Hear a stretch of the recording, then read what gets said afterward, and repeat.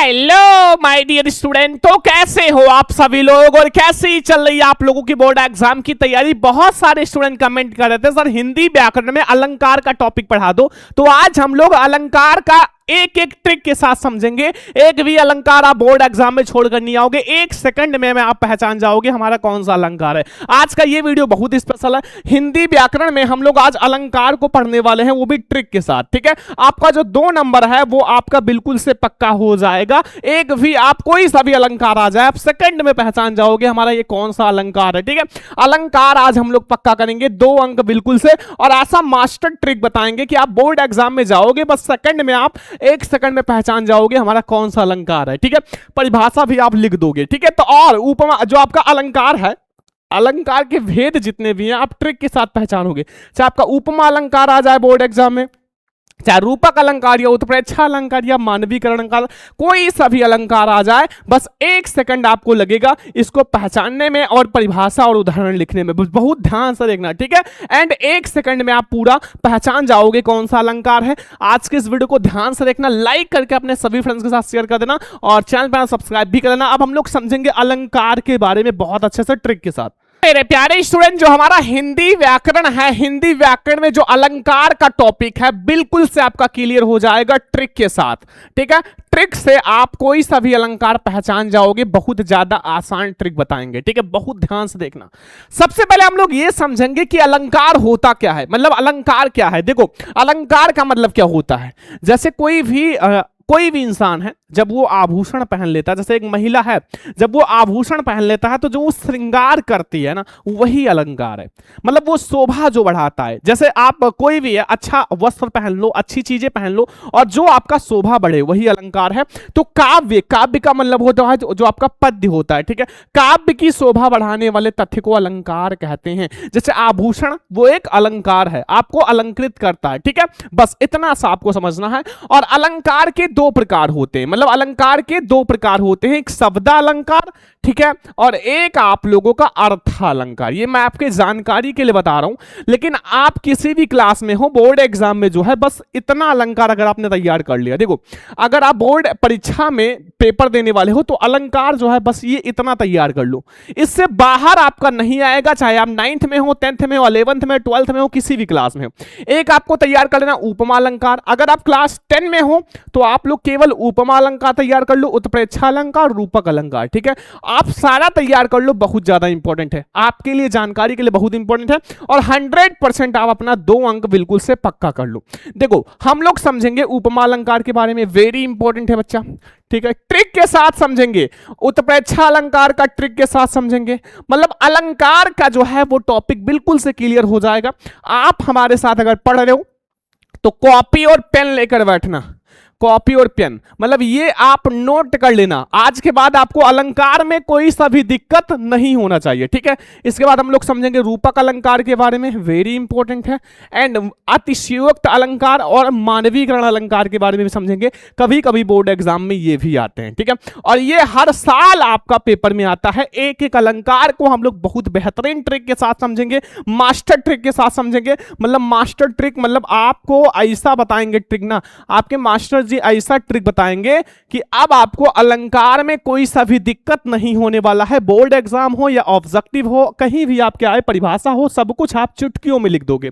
तो ये सारे अलंकार को हम लोग समझने वाले हैं स्टेप बाय स्टेप। बस आप लोग वीडियो को ध्यान से देखो, एक एक अलंकार को। सबसे पहले हम लोग समझेंगे उपमा अलंकार के बारे में। मतलब उपमा अलंकार ये आपके बोर्ड एग्जाम में हर साल आता है, चाहे आप क्लास 10th में हो या 12th में हो, हर साल आता ही आता है उपमा अलंकार। ठीक है, देखो उपमा अलंकार बहुत आसान भाषा में समझाएंगे। देखो, आपको कुछ भी नहीं करना है। उपमा का मतलब होता है तुलना, मतलब आप अगर उपमा कर रहे हो तो आप उसकी तुलना कर रहे हो, मतलब आप तुलना कर रहे हो। ठीक है, आप उपमा अलंकार को, अभी मैं आपको ट्रिक बता दूंगा, आप चुटकियों में पहचान जाओगे। बहुत ज्यादा मेहनत की है आप लोगों के लिए, बहुत ज्यादा ध्यान से समझना। देखो, जहां किसी वस्तु या व्यक्ति की तुलना किसी दूसरे वस्तु या व्यक्ति से की जाए वहां उपमा अलंकार होता है। आप एक ट्रिक याद रखना, उपमा का मतलब होता है तुलना। जैसे आपकी तुलना आपके भाई से की जाए या फिर आपका किसी से भी किया जाए तो उसका मतलब होता है तुलना करना। ठीक है, समझ में आ गया। उपमा का मतलब होता है, राम है भैया, ठीक है, राम और श्याम, तो राम और श्याम का एक दूसरे से, यह है राम और यह है श्याम। ठीक है, अब इनका क्या किया जाए, तुलना किया जाए। अब आपकी मम्मी कह रही है कि हमारा बेटा जो है वो श्याम की तरह है, ठीक है। अब यहां क्या हो रहा है, तुलना हो रहा है, तो इसलिए हमारा वो हो जाएगा उपमा अलंकार, ठीक है।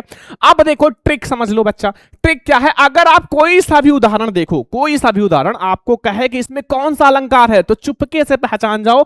अगर सा शब्द आए, से शब्द आए, सी शब्द आए, सम शब्द आए, सरिस शब्द आए, के समान मतलब चरण कमल के समान है, ठीक है, या फिर की तरह आ जाए, अगर ये शब्द आ जाएं तो आप आंख मूंद के आप वहां उपमा अलंकार लगा देना।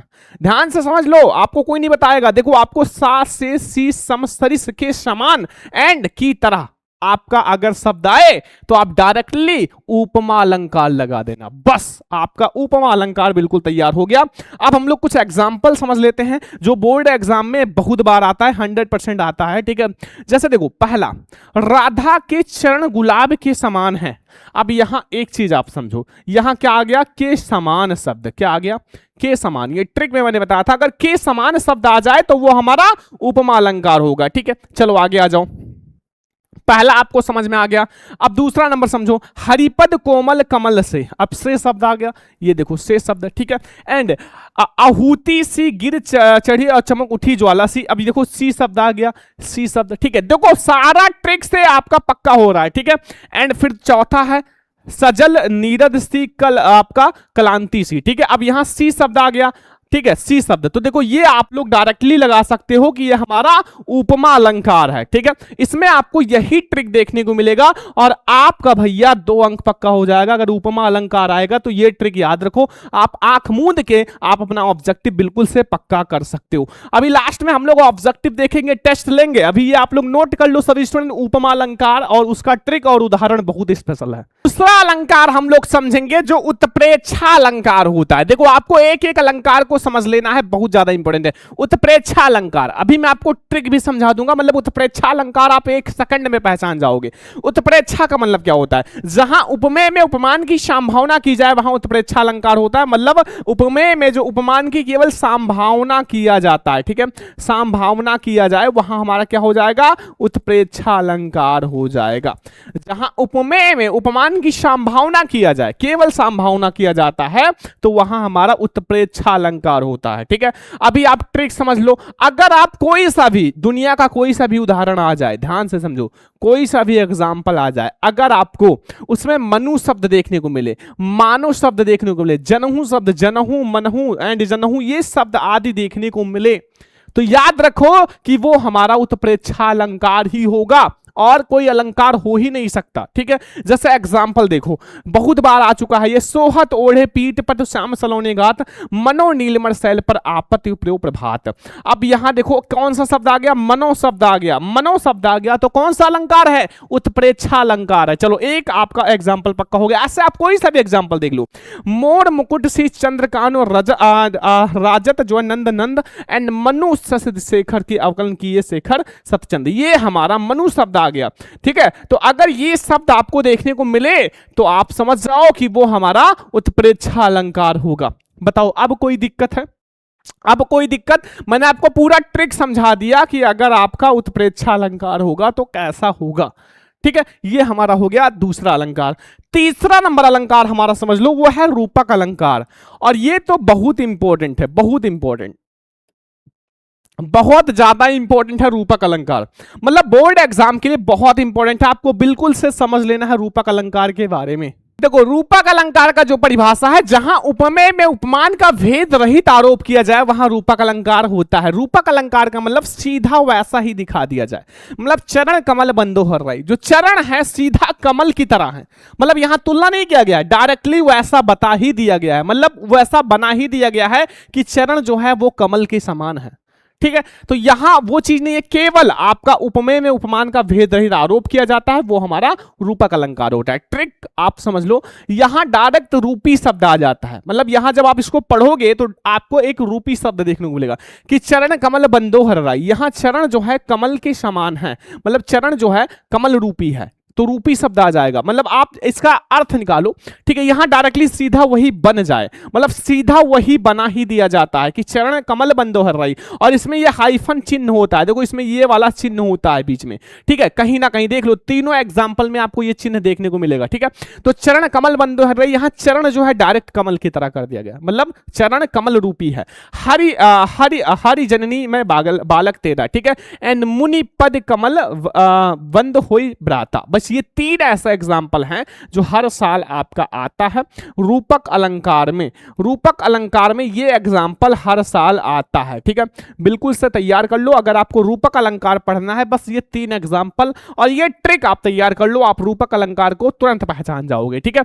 अब हम लोग दो अलंकार और समझने वाले हैं जो बहुत आसान है, मतलब आप अपनी भाषा में भी लिख सकते हो, बहुत ज्यादा आसान है। देखो, एक है अतिशयोक्ति अलंकार। अतिशयोक्ति अलंकार का मतलब होता है अत्यधिक फेंकना, यानी कि अत्यधिक कहना, किसी बात को बढ़ा चढ़ाकर बोलना, ठीक है। जैसे किसी भी बात को जब ज्यादा बढ़ा चढ़ा के बोल दिया जाए तो वो हमारा अतिशयोक्ति अलंकार होता है। जैसे कहते नहीं कि ज्यादा मत फेंको, ठीक है, मुझे पता है, तो वैसे ही जब किसी बात को बहुत बढ़ा चढ़ाकर बताया जाता है तो वो हमारा अतिशयोक्ति अलंकार होता है।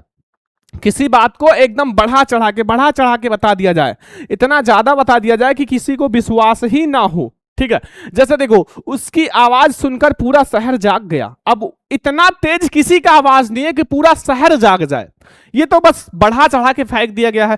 आवाज ज्यादा से ज्यादा एक गांव या दो घर तीन घर ही जाएगा, तो अब इसको बहुत ज्यादा बढ़ा चढ़ा के फेंक दिया गया कि उसने इतना तेज मतलब उसकी आवाज सुनकर पूरा शहर जाग गया, ये बहुत ज्यादा हो गया। एंड हनुमान की पूंछ में लग ना पाई आग, मतलब आग नहीं लग पाई, और लंका सारी जल गई, हो गई निशाचर भाग, ठीक है। अब देखो, यहां जब आग ही नहीं लगी तो लंका कैसे जल गया? अब यहां कवि ने बहुत ज्यादा फेंका है, ठीक है। तो ये हमारा हो गया बहुत अच्छा एग्जाम्पल जो बोर्ड एग्जाम में आता है।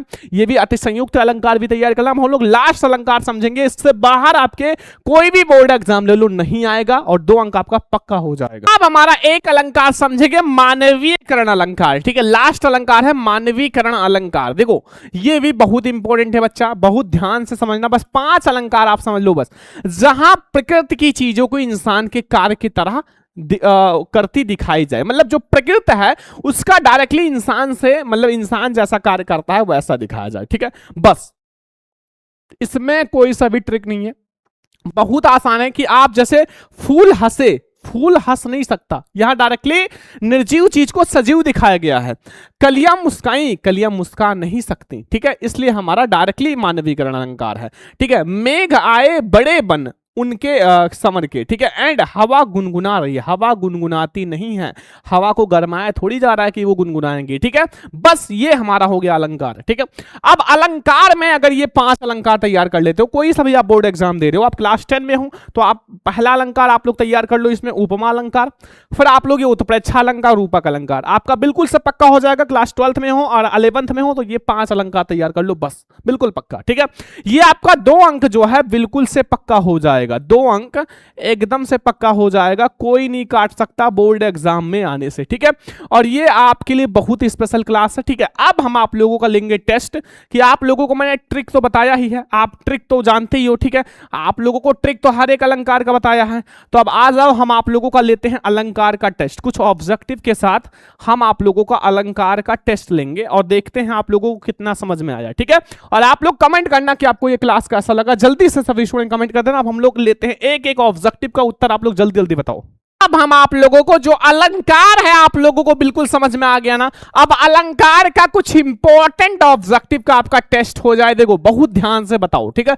आप लोग ध्यान से देखो, पहला आप लोगों को मैंने पढ़ाया है कि पीपर पात सरिस मंडोला में कौन सा अलंकार है, जल्दी से बताओ। पीपर पात सरिस मंडोला में कौन सा अलंकार है, सभी बच्चों को पता होगा, मैंने आप लोगों को पढ़ाया है। देखो यहां मैंने आप लोगों को ट्रिक समझाया था ना, देखो यहां मैंने आप लोगों को ट्रिक समझाया था कि अगर सरिस शब्द आ जाए, ये सरिस, ठीक है, तो हमारा कौन सा हो जाएगा, उपमा अलंकार, ठीक है। तो आप लोगों को मैंने ट्रिक तो समझाया ही है, तो बताओ इसमें कौन सा, रूपक नहीं है, उत्प्रेक्षा नहीं है, उपमा अलंकार हो जाएगा। अगर आपको ट्रिक याद है तो चुटकियों में आप इन सब का आंसर दे दोगे।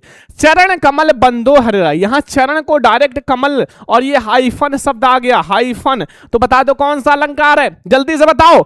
उपमा अलंकार नहीं, रूपक अलंकार, क्योंकि डायरेक्ट रूपी हो गया, चरण जो है वो कमल के रूप है। ठीक है, दो आपका एमसीक्यू हो गया, समझ में आ गया। आ जाओ आगे आ जाओ। जहां उपमेय में उपमान का समानता की जाए, डायरेक्ट सामान दिखाया जाए, समानता की जाए, बताओ वो कौन सा अलंकार होता है। अभी मैंने आपको डिफिनीशन में समझाया था कि आप लोगों का अगर समान दिखाया जाए तो वो हमारा उपमा अलंकार होता है। ठीक है, समझ में आ गया। आहुति सी गिर पड़ी चिता का चमक उठी ज्वाला सी, सा सी से शब्द आ जाए सरिस, तो कौन सा अलंकार होता है, उपमा अलंकार। बस खत्म। तो ये आपके एमसीक्यू जो है 100% बोर्ड एग्जाम में आएगा भी, बहुत इंपॉर्टेंट भी। अब एक आप लोग कमेंट बॉक्स में बताओ, सभी स्टूडेंट कमेंट बॉक्स में बताओ ये वाला कि पायो जी मैंने राम रतन धन पायो, इसमें हमारा कौन सा अलंकार है। सभी स्टूडेंट कमेंट बॉक्स में कमेंट करो, फिर हमें पता चलेगा कि आप लोगों को 100% समझ में आ गया। ठीक है, तो ये हमारा हिंदी व्याकरण का एक बहुत ही इंपॉर्टेंट टॉपिक है। आपका बिल्कुल से 2 अंक जो है, 2 नंबर जो है वो बिल्कुल से पक्का हो चुका है, 2 नंबर जो है वो पक्का है। बस आप लोग इतना तैयार कर लो। ठीक है, अलंकार इससे बाहर नहीं आएगा आप लोगों के बोर्ड परीक्षा में। ठीक है, ये क्लास बहुत ज्यादा स्पेशल है। अब जितने बच्चे अभी तक ये नहीं समझ में आया, एक बार क्लास को और देख लो। अगर कोई भी दिक्कत आता है एक बार आप दोबारा क्लास को देख लो, लेकिन आपका कोई भी कंफ्यूजन ना रह जाए, एक बार और देख लो क्लास को, तो फिर आप लोगों को बहुत अच्छे से समझ में आ जाएगा। आज हमने आपको पूरा समझा दिया हिंदी व्याकरण का जो अलंकार का टॉपिक है। अब अलंकार आपका पक्का हो गया। अब अगला क्लास हमारा आएगा रस, फिर आपका छंद का। ठीक है, लेकिन इस वीडियो को आप लोग लाइक करो, कम से कम 1000 लाइक, कम से कम 1000 लाइक तक पहुंचाओ, फिर अगला हमारा रस और आपका छंद का ट्रिक आएगा। चलो आज के इस वीडियो को लाइक एंड सब्सक्राइब करना। अब हम लोग मिलेंगे नेक्स्ट क्लास में, तब तक के लिए जय हिंद, वंदे मातरम।